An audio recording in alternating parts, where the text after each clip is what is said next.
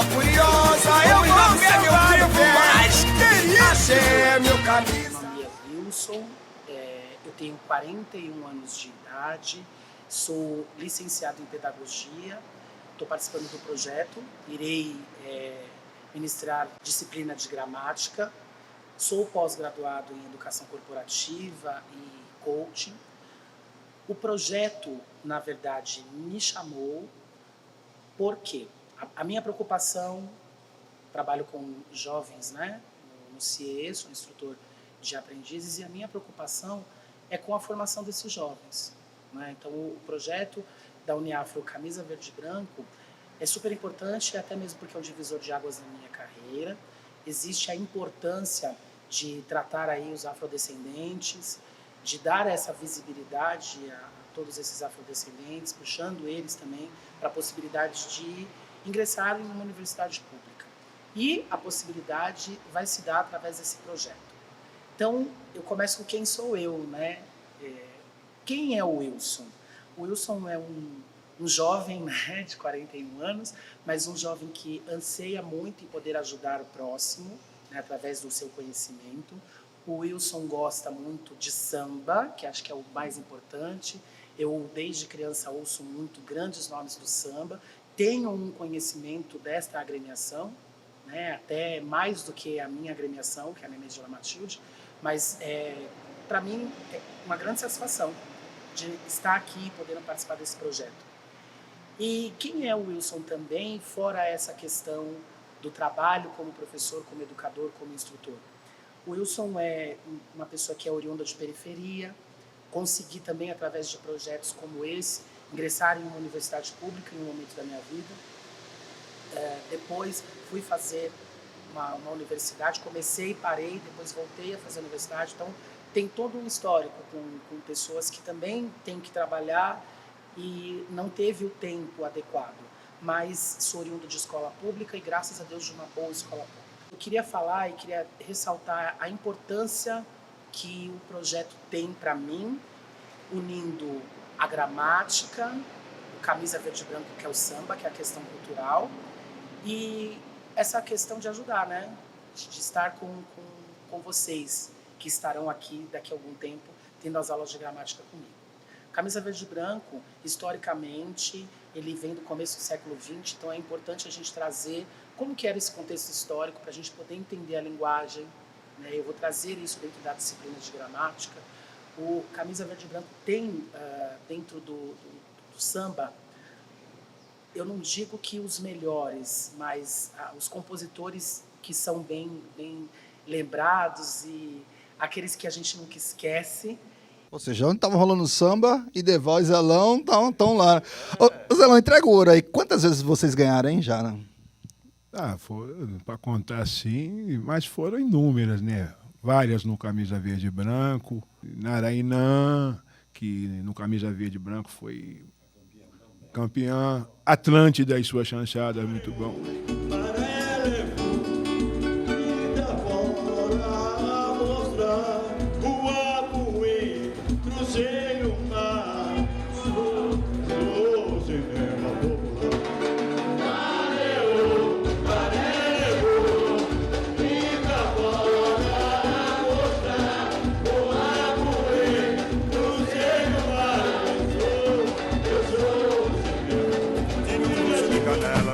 Tristeza em minha mente, esse osso de canela veio de outro continente. De jeito nenhum, não é preconceito, negro ou branco tem direito, nossa escola não faz distinção de cor. Por falar sobre esse tema, desde que surgiu o dilema, o problema nos avizinhou. A nossa escola enaltece a negra gente, que nunca ficou chorando, sempre viveu cantando, fingindo e contente. Que nunca ficou chorando, sempre viveu cantando, fingindo contente. Eu estou no Camisa Verde desde 1953. A escola começou, comecei junto. Dentro da escola já fiz de tudo, inclusive fui compositor. Eu era de assistir carnaval, né? E quando era na São João. Mas nunca me passou pela mente de pertencer a uma agremiação. Na década de 70, apareceu um amigo meu, me convidou para que eu participasse com ele num samba enredo, na área de compositores, que estava aberta aqui para a gente entrar na década de 70. Pegamos uma época dura que para ganhar de Edeval, Zelão e Talismã era difícil. Sempre fiquei em segundo, terceiro, quarto lugar no carnaval, mas sempre estava junto. Agora que eu parei de fazer porque os meninos estão mais inteligentes do que eu e mais poeta do que eu. Então estão escrevendo melhor do que eu. Essa que é a verdade. Mas teve 2 poetas que marcaram muito no Camisa Verde. Você vai me perguntar por que, eu te respondo. Porque teve a felicidade de fazer um hino. Porque quando você faz samba-enredo, você faz com a intenção de ganhar o carnaval. Ninguém faz samba-enredo para perder. Mas quando você faz o hino, você faz porque você sente pela escola. Então vem do fundo da sua alma. E Talismã, grande compositor, e Jordão tiveram a felicidade de fazer o hino do Camisa Verde. Sou verde e branco até a morte. Do verde e branco não me separarei. Entre tantas alegrias, belos carnavais que eu passei, desculpa a voz. Sua bandeira, enxuguei o pranto de uma dor não esquecida, deslumbrante na avenida. A minha escola realmente é mais querida. Sambas inesquecíveis, e a gente vai trabalhar, né? A década de 70 é uma década de ouro do Camisa Verde e Branco. Eu vou trazer aqui Narainã, Nega Fulô, para a gente poder trazer essa linguagem, lembrar desta época, que é uma época que, quando eu criança, minha mãe falava com saudosismo, né? E a gente tem que entender como é que funciona a linguagem, como é que se dá toda a importância das variações linguísticas, como é se expressar, porque a gramática é isso. Através das normas, a gente vai poder colocar como a língua portuguesa funciona aqui no nosso país. E, novamente, fazendo a junção Camisa Verde e Branco no nosso projeto, a comunidade, né, que são vocês que estão nos ouvindo. O quão é interessante a gente conhecer política, social, historicamente, a nossa agremiação, mas também com isso construir alicerces que a gente também está dentro de uma universidade pública, né, com a carreira que quiserem. E a gramática vai contribuir muito com a escrita, com a forma de se expressar. E eu vou trazer também um pouco da história e evolução desse bairro, né? Nós sabemos que aqui do lado passa a primeira ferrovia da nossa cidade, que tem questões históricas e também que vai contribuir para nós sabermos por que esses primeiros habitantes desta região aqui de São Paulo, que foram os italianos, influenciaram nas variações linguísticas aqui da capital. É muito legal, é muito interessante. E vem novamente as composições do Camisa, e vem novamente grandes compositores. Eu vou citar aqui, para a gente poder trabalhar, o que também vocês conhecem. Quem nunca ouviu uma música do Grupo Sensação? Quem nunca ouviu, por exemplo, o Negritude Júnior nas suas canções? Vai falar com vocês, vocês vão estar uma forma agradável, aprendendo gramática, aprendendo também como é que se dá a métrica de uma música, porque eu também vou lidar com futuros músicos, eu também vou lidar com futuros compositores. Quem sabe compositores que cheguem, né, à altura de Zelão e Delval e todos os outros que passaram por aqui, que tem história aqui dentro. Então é muito interessante, o projeto é muito gostoso. E agora fica essa chamada, né? Você, da comunidade do Camisa Verde e Branco, né? Ressalto, comunidade, mocidade Camisa Verde e Branco. A gente conhece só como camisa, né? Numa forma abreviada. Até isso a gente pode falar que a gramática influencia. Como é que é quando você vem para a quadra? A comunicação que você tem com uma harmonia, com uma bateria, com as pessoas que estão aqui ajudando, com o apoio, com todo esse departamento cultural que tem, que é forte aqui dentro. Então, tudo isso vai nos levar a toda essa montagem, porque nós vamos construir junto, tá? Todo o nosso trabalho dentro da gramática nós vamos construir junto. Eu só vou ser o mediador do conhecimento de vocês. E aí a gente vai discutir várias questões. Dentro de uma aula de gramática, a gente vai aprender até o porquê que a gente tem que entender os 4 porquês dentro de uma composição. Pessoal, espero por vocês, um forte abraço e vamos lá!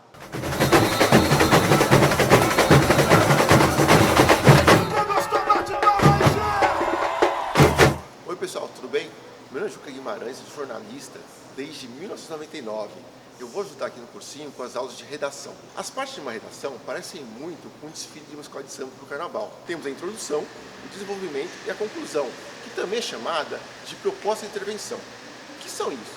A introdução é como você apresenta o tema da sua redação, o que você vai escrever sobre aquele assunto. O desenvolvimento é a parte onde você coloca seus argumentos, as suas ideias sobre aquele assunto. A conclusão é a parte final da sua redação, onde você mostra a sua proposta para aquele problema e termina o seu texto. Nos desfiles é a mesma coisa. Você tem um começo, um desenvolvimento e a conclusão do desfile. Aqui nesse aulão a gente vai falar sobre as redações dissertativas, que são as redações mais comuns, tanto do Enem quanto dos vestibulares. Então, o que será que o avaliador espera de uma boa redação?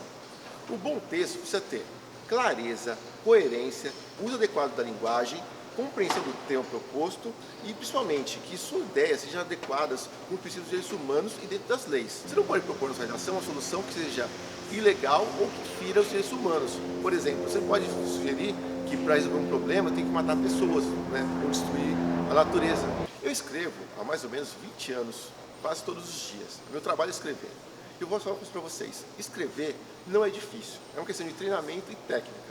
Você precisa estar bem preparado e se dedicar muito a isso. Quanto mais você se preparar e treinar, melhor você vai escrever. Uma dica importante é ler bastante. Quando você lê, você consegue, primeiro, desenvolver melhor o seu português e também o seu senso crítico, que é importante na hora da redação. E é isso, a preparação tem que ser constante. Todo dia você tem que ler um pouquinho, tentar escrever um pouquinho também. Treinar o tempo todo.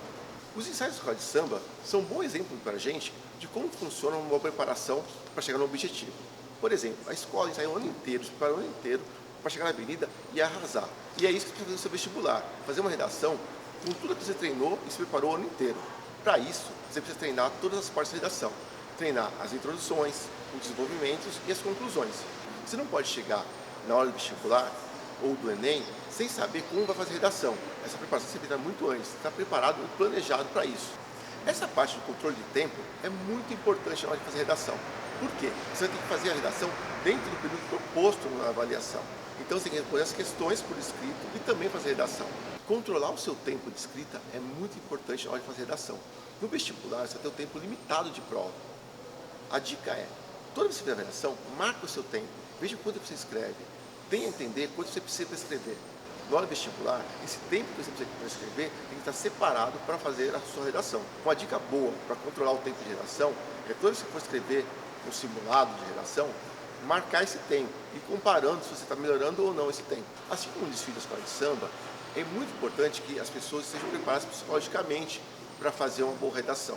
No desfile tem uma emoção muito forte, mas se o ritmista estiver concentrado psicologicamente, ele não vai se tocar direito no seu instrumento. É a mesma coisa com a redação. A parte psicológica é muito importante. Tem que confiar que você estudou bem, que você está preparado e na autoestima também. Valorizar sua autoestima na hora da redação. Acredita, Barra Funda! Acredita, essa é a hora, família verde e branco. Levanta a mão todo mundo aí!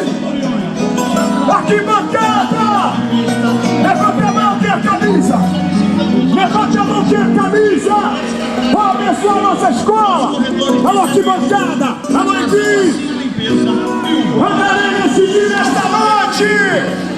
Vigiado e protegido pelas roupas e as armas de São Jorge, para que meus inimigos tenham pés e não me alcancem, tenham mãos e não me toquem, tenham olhos e não me enxerguem, nem pensamento eles possam ter para nos fazerem mal.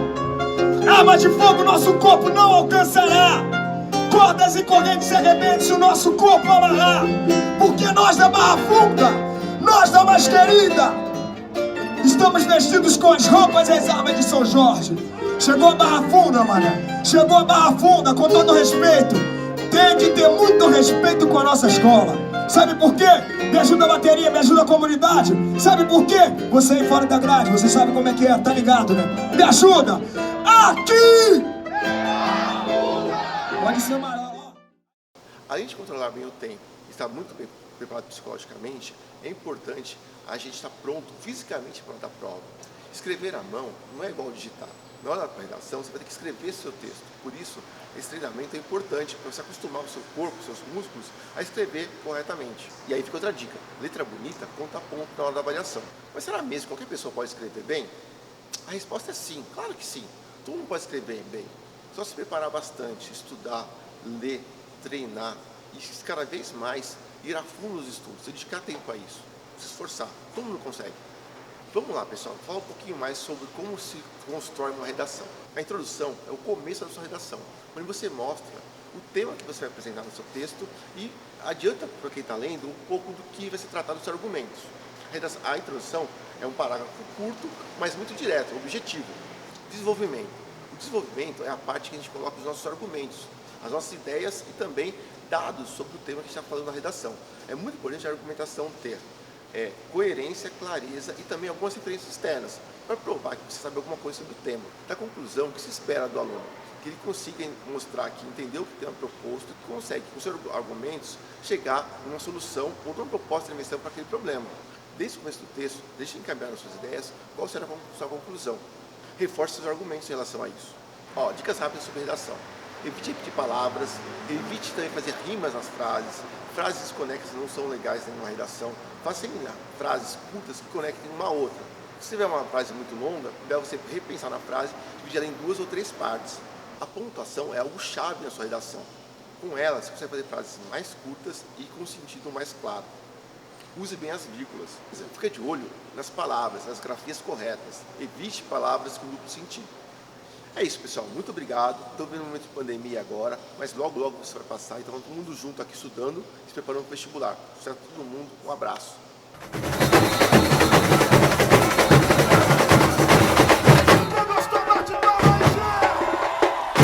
Hi everyone, I am Aline, English teacher.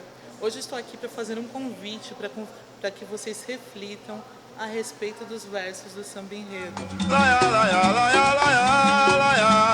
Tinha uma bola de ferro, presa nela uma corrente. Tinha um osso de canela, deu tristeza em minha mente. Esse osso de canela veio de outro continente, de jeito nenhum. Bom, nós vamos comparar, fazendo metáforas a partir dos símbolos que tem aí nas palavras que nos representam em relação ao ensino e aprendizagem da língua inglesa. O que representa a bola de ferro? A bola de ferro, ela representa a dificuldade que as pessoas têm em aprender inglês. Aquele velho mito que é difícil aprender inglês, mas por que vocês acham que é difícil? Uma das dificuldades que tem, principalmente os alunos que vêm da escola pública, é dizer que só se aprende o verbo to be. Outra dificuldade é falar, porque o inglês britânico ele é mais fácil em relação ao inglês americano. Mas será que isso tudo é verdade? O que tem de mito aí? Primeiro nós temos que entender que não existe ou inglês britânico ou inglês americano. Como qualquer língua, qualquer idioma, existem as variantes, as diversidades. Nós temos uma língua padrão, que é chamada também de norma padrão oculta, como muitos dizem, que deve ser um padrão a ser seguido principalmente no aspecto escrito, para se escrever, para que as pessoas possam compreender umas às outras, fazendo documentos, mas isso na linguagem falada não é necessário. Mesmo que nós não usemos a norma culta, falemos as variantes, a gente vai, nós foi, se faz entender. Então nós temos uma comunicação inteligível. E na língua inglesa não é diferente. O que traz como dificuldade que nós colocamos aí, como a bola de ferro, o que é a bola de ferro na nossa aprendizagem que nos impede de evoluir na aprendizagem, é pensar que a língua ela é única, que não tem as suas variantes. Nas escolas públicas, o que os professores geralmente ensinam é a língua tradicional. Quando as pessoas querem conversar com um nativo, vai ter dificuldade, vai falar, ele falou coisas diferentes que o professor não ensinou. Um exemplo de variedades linguísticas é quando nós vamos cumprimentar. Good morning, good afternoon. Isso é uma língua formal. Formalidades são situações que nós vamos conversar com pessoas que nós temos pouca intimidade, numa entrevista de emprego, por exemplo. Mas quando você fala com seu amigo, você fala dessa mesma forma? Não fala. Mas e na escola? Será que nos ensinam a falar utilizando essas variações, gírias? Se eu fosse conversar com um amigo, eu jamais falaria em inglês good morning. Eu poderia perguntar what's up? Howdy. Um cumprimento também que é aplicado dentro da linguagem formal. Então, aquilo que nos impede de avançar, primeira coisa, é não saber ou reconhecer que a língua tem suas variantes. Segunda coisa, o que se representa a corrente? Então, o que nos prende a avançar? Primeiro, é uma rotina de estudo. Eu não posso chegar só na escola, assistir a aula e achar que aquilo vai ser suficiente. Eu preciso estudar na minha casa. Eu preciso não somente decorar palavras, porque antes também decorava-se muitas palavras, como fazia-se na escola, decorar o verbo to be, mas para que isso? Então nós temos que ter metodologias para conseguir avançar. Agora nós vamos continuar fazendo metáforas a partir da letra do samba. Agora nós vamos comparar o osso de canela com o passado. Sim, o osso de canela com o passado. O que vai representar? Primeiro, quando nós falamos do osso de canela com o passado, nós vamos pensar quem representou esse osso de canela, nossos ancestrais, no caso os afrodescendentes. Então nós pensamos que a língua inglesa é uma maneira mais democrática de permitir que as pessoas tenham alguma ascensão dentro da sociedade profissional, permitir que elas viajem para onde quiserem ir e possam se comunicar. Porque não é à toa que a língua inglesa é a mais falada no mundo. Devido à globalização, todos esses processos históricos que vocês conhecem, nós fazemos com que o uso da língua inglesa seja uma forma de emancipar cidadãos, assim como a camisa, que tem uma proposta de tirar negros do porão. O acesso à educação da língua inglesa também tem a mesma proposta, permitir que negros, pobres, quem quer que seja, possa se ascender da maneira e ser quem elas quiserem ser. Ainda falando do passado, nós vamos entender o que o passado nos dificultou um pouco no aprendizagem da língua inglesa, como eu estava falando. Primeira coisa, quando eu falo em variedades, nós temos que pensar assim, como eu havia dito, a língua inglesa ela não é única. Sempre pautamos na diferença entre o inglês americano e o britânico, mas é só na Inglaterra, é só nos Estados Unidos que fala inglês? Não. Muitos outros países falam assim inglês. E ainda vamos especificar, dentro de um mesmo país, é o mesmo inglês que se fala? Sim, é o mesmo idioma, mas é a mesma variante? O inglês que se fala no Texas é o mesmo que se fala em Nova York? Vamos pensar, se no nosso país, o Brasil, que é tão extenso e rico em variedades culturais, nós falamos da mesma forma aqui em São Paulo, da mesma forma aqui no Sul, falamos da mesma forma que no norte do país não falamos. Existem variações. Um exemplo claro. Aqui no Brasil tem 3 maneiras de falar mandioca. Mandioca, como eu já havia falado, macaxeira e aipim. São variantes. Na língua inglesa também existe. Nós podemos falar biscoito, biscuit, ou posso falar cookie, táxi, taxi ou cab. Existem essas variantes. Só que eu preciso conhecer. Quando eu falo em estudar a língua inglesa, eu não falo somente em estudar gramática. Eu preciso compreender o contexto cultural que está inserido. A mesma coisa, imagine só, vou estudar a língua portuguesa. Aí eu acabo misturando o vocabulário lá de Portugal com o vocabulário aqui do Brasil, que tem diferenças, né? Sempre falamos dos exemplos. Se eu falar bicha em Portugal, vai significar fila, e aqui já é uma palavra ofensiva. Então nós temos que compreender o contexto, verificar onde cada palavra, qual a origem de cada palavra, qual o contexto que nós devemos utilizá-lo para que nós possamos também evoluir na aprendizagem. Sempre considerando que a língua ela não é única, ela também vai variando a partir do tempo histórico e também do aspecto social. Sim, a linguagem, ela muda também no aspecto social. Por exemplo, jovens, eles têm uma linguagem mais própria da sua idade. Também falamos que em relação a nível cultural e econômico, ela também vai sofrer variações. Quando nós falamos que somos fluentes em um determinado idioma, não significa que eu tenha que saber falar tudo, mas eu tenho que saber me expressar de uma maneira inteligível. O que significa uma maneira inteligível? Falar não com inteligência, mas me fazer entender. Tem gente que fala assim, para você falar bem inglês, você tem que falar com sotaque. Será que sotaque é importante? Eu, como brasileiro, eu gosto de mostrar que eu sou brasileiro. O que eu preciso fazer é me fazer ser entendido, saber me comunicar. Digamos que vem um estrangeiro aqui para o Brasil, estamos na praia, e ele pergunta, onde tem água de cocô? Dentro daquela situação, embora a pronúncia não tenha sido correta, mas pela situação, ele conseguiu se comunicar de uma maneira inteligível. Ninguém vai conduzi-lo ao banheiro, vai mostrar onde tem água de coco. Com a língua inglesa é a mesma coisa que acontece. Isso não significa que nós não devamos falar corretamente, procurar falar a pronúncia correta. Isso significa que vocês não precisam se apegar a tentar falar igual um americano. Nós temos que tentar falar com inteligibilidade. Esse é o foco. E voltando ainda a falar da canela do passado, uma das coisas que nós fazemos de diferente agora no ensino da língua inglesa Quando ensinamos, parar com esse referencial Estados Unidos ou Inglaterra. Nós ensinamos o inglês internacional, mostrando quais são as variedades. Aí cabe cada um que estiver estudando escolher qual é a maneira que vai usar para se expressar. Não devemos misturar, fazer misturas. Não, se você tem mais habilidade com o inglês americano, se afiniza mais com a gramática americana, porque você assiste mais séries, ou não, você prefere que uma linguagem seja mais calma no seu ritmo para ouvir, então você fique à vontade para escolher qual tipo de linguagem, seja lá a padrão ou a coloquial, que você vai usar para se comunicar.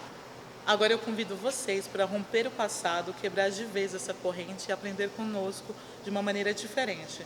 Ir além dos conteúdos de sala de aula e reconstruindo a linguagem e oportunizando para vocês o que vocês quiserem ser a partir do estudo da língua inglesa. That's all. Bye, bye.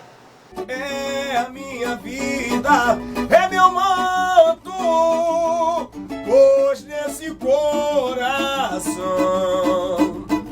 pulsa só camisa verde e branco.